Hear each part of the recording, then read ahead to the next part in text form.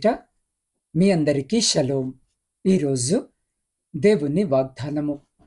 అంతటా యెహోవా సమూయేలుతో ఇలాగు సెలవిచ్చెను, ఇశ్రాయేలులో నేనొక కార్యము చేయబోచున్నాను, దానిని విను వారందరి చెవులు గింగురుమనును. సమూయేలు మొదటి గ్రంథము 3వ అధ్యాయము 11వ వచనం. ప్రియులారా, ఈ దినము వాక్య ధ్యానములోనికి వెళ్లే ముందు తలలు వంచి చిన్న ప్రార్థన చేసుకుందాం. మహోన్నతుడవైన మా తండ్రి, ఈ ఉదయకాలమున నీ పాద సన్నిధికి వస్తున్నాం. దేవుడు ఆశ్చర్య కార్యములు చేయవాడు అని మేము నమ్ముతున్నాం. ఈరోజు నీ వాక్యము ద్వారా మా అందరితో మాట్లాడండి. మా హృదయాలను తెరిచి నీ స్వరమును వినే ధన్యతను మాకు ప్రసాదించమని యేసు పరిశుద్ధ నామమున ప్రార్థించి అడిగి పొందుకొని ఉన్నాము తండ్రి, ఆమెన్.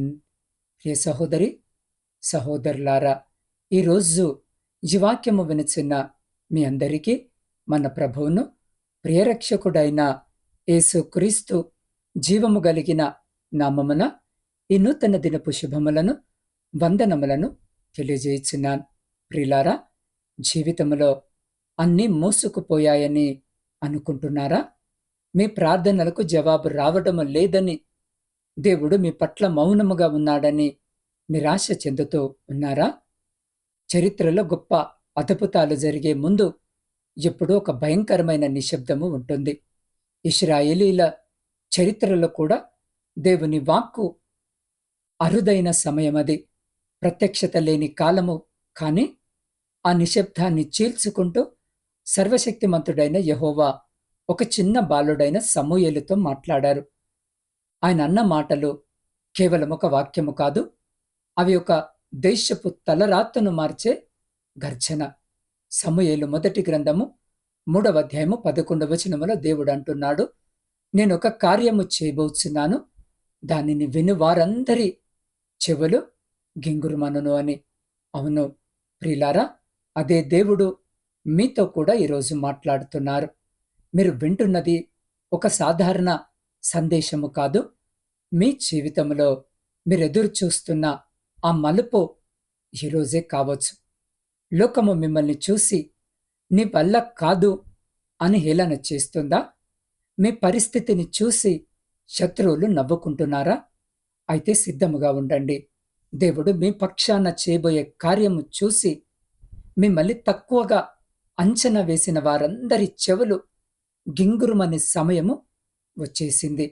ఆ అద్భుతము ఏమిటో, దేవుడు మీ జీవితంలో ఏ నూతన కార్యాన్ని ప్రారంభించబోతున్నారో ఈరోజు మనము లోతుగా తెలుసుకునే ముందు హృదయాన్ని హత్తుకునే ఒక సంఘటనను మీతో పంచుకోవాలని ఆశ కలిగి ఉన్నాను.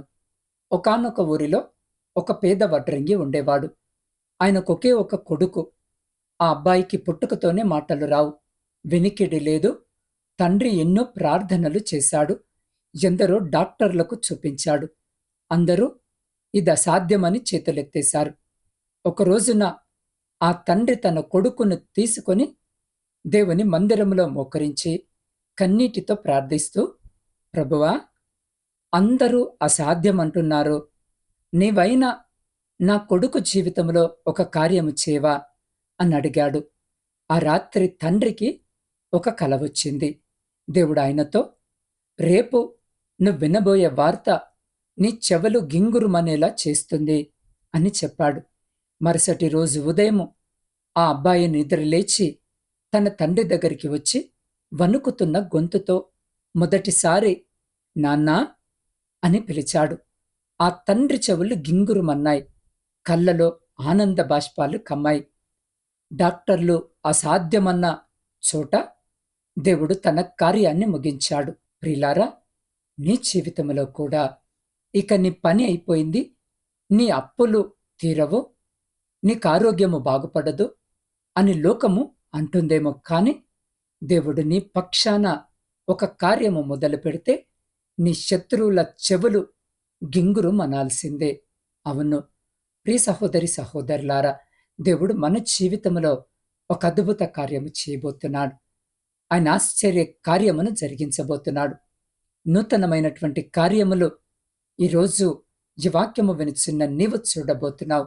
ఈ రోజున నీ పరిస్థితులు బాగోలేదని, నీకు సమస్యలు ఉన్నాయని, నువ్వు అనారోగ్యముతో జీవిస్తున్నావని, నువ్వు అప్పుల పాలైపోయి కృంగి ఉన్నావని, నిన్ను బట్టి చెడు వార్తను విని సంతోషించేవారు అనేకులు ఉన్నారు.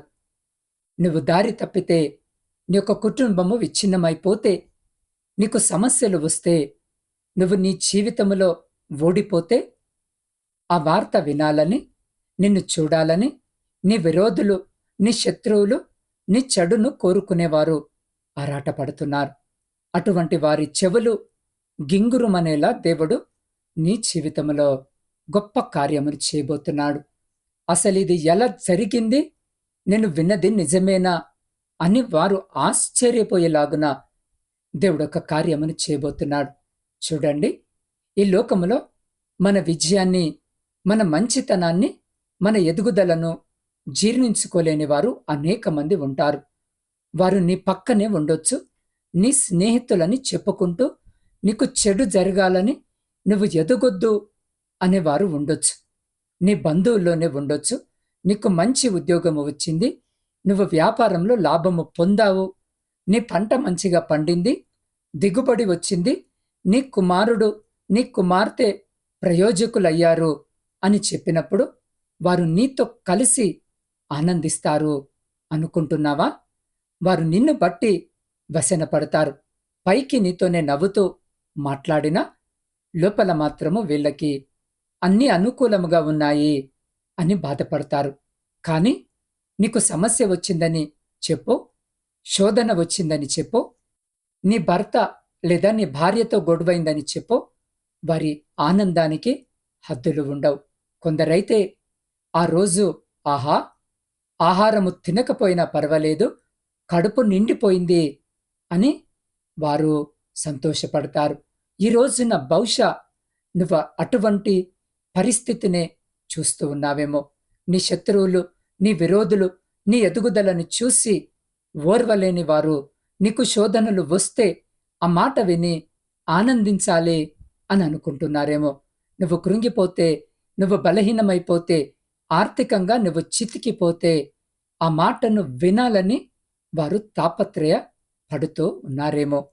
దేవుడు తెలియజేస్తున్నాడు, వారి చెవులకు ఇంపైన మాటలు కాదు వారు వినబోయేది, వారనుకున్నది కాదు వినబోయేది, వారస్సలు అనుకోనిది, వారస్సలు ఊహించనిది వినబోతున్నారని. ప్రియ సహోదరి సహోదరుడా, అబ్రహాము శారా జీవితంలో మనము చూస్తే వారిని చూసిన వారందరూ నవ్వుకుంటున్నారు. ఆస్తిపాస్తులు బాగానే సంపాదించారు, కావలసిందంతా ఉంది, సమృద్ధిగా జీవిస్తున్నారు. అయినా వారికి సంతానము లేదు. అందరూ అయ్యో పాపమని పైకైతే అంటున్నారు, కానీ లోపల బహుశా సంతోషిస్తూ ఉండవచ్చు. దేవుడు వాగ్దానము చేశాడు, మాకు ఖచ్చితంగా సంతానము కలుగుతుంది అంటే పిచ్చివారిలాగా చూశారు. వీరికి పిల్లలు లేకపోవడం వల్ల ఇలా పిచ్చిగా మాట్లాడుతున్నారు అని అనుకున్నారు. వారితో ఉన్నటువంటి వారంతా వీరి తర్వాత ఈ ఆస్తులు, ఈ సంపదను అంతా మాదే అవుతుందే అని అనుకొని కూడా ఉండవచ్చు. కానీ వారంతా ఒకరోజు ఒక మాట విన్నారు. ఆ వార్త దేశమంతా దవనములా వ్యాపించింది. అదేంటి అంటే శారా ఇస్సాకుకు జన్మనిచ్చింది అని. అందరి చెవులు ఆ వార్తతో గింగురుమన్నాయి. ఇది ఎలా సాధ్యము అనే అంత గొప్ప కార్యము దేవుడు వారి జీవితంలో జరిగించాడు. అవును ప్రియ సహోదరి సహోదరుడా, దేవుడు ఆయనను నమ్మిన వారిని ఎన్నడూ కూడా సిగ్గుపరచడు. వారి జీవితంలో ఏ కార్యము జరిగితే ఈ లోకం ఆశ్చర్యపోతుందో ఆ కార్యాన్ని దేవుడు చేస్తాడు. ఈ రోజున నీ విరోధులు వినకూడని మాటను దేవుడు వినిపింపజేస్తాడు. నీ శత్రువులు ఎన్నడూ వినను అనుకున్నది వింటారు. నీ బంధువులు నీకు దేవుడు చేసిన దానిని తెలుసుకొని ఆశ్చర్యపోతారు. మరణముతో పోరాడుతున్న వారు ఇక బ్రతకరు అని నిర్ణయించుకున్నారేమో. నీవు పనికి రావు, నీ జీవితం ఇంతే అని అనుకుంటున్నావేమో.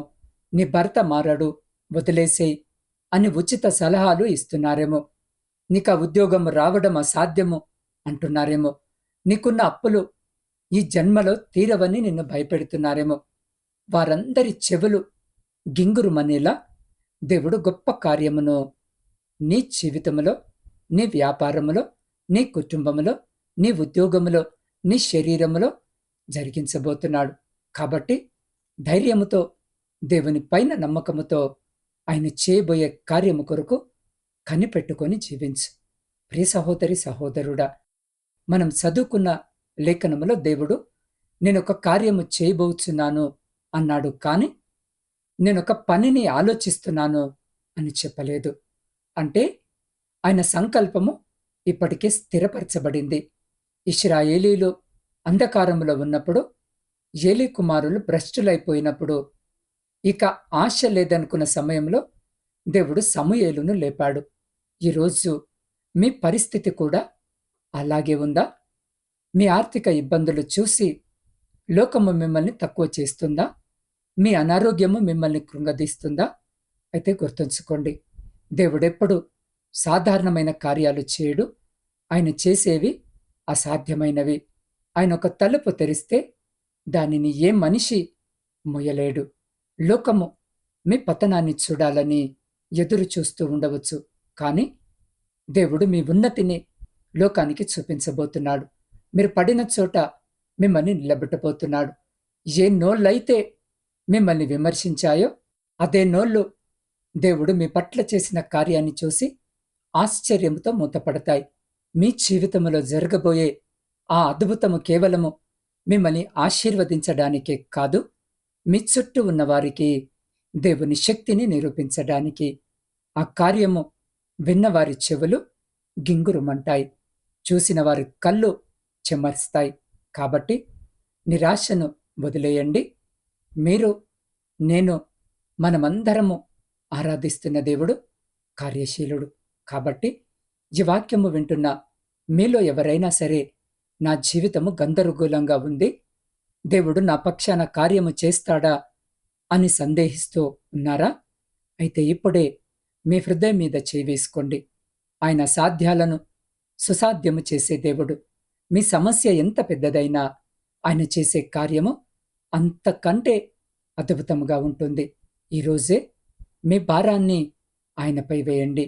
అట్టి రీతిగా మన జీవితాలను సరిచేసుకోవడానికి మీరున్న స్థితిలోనే మరికొన్ని నిమిషాలు వీలైతే మోకరించి లేదా నిలబడి ఉండి ఆకాశము వైపు మీ రెండు చేతులెత్తి నాతో పాటు ప్రార్థనలో ఏకీభవించండి.